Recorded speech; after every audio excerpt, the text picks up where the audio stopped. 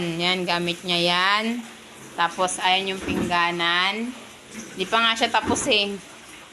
Yan. Ito yung ref. Malit lang naman yung ref. Ayan o. Mayroon pa talaga. Halaman. May halaman pa daw siya sa labas. Ayan o. Ayan.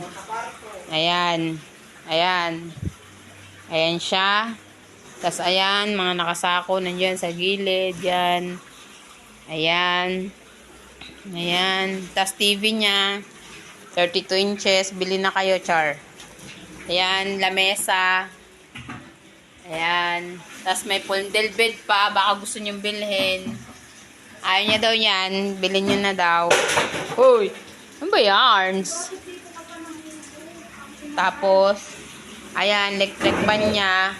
Sira. Tapos, ayan. Tapos, yan. Tapos, ayan, aparador. Tapos, yung pum niya. Puan. Tapos, ayan. Tapos, ayan, dito pa. Tapos, ayan, with halaman.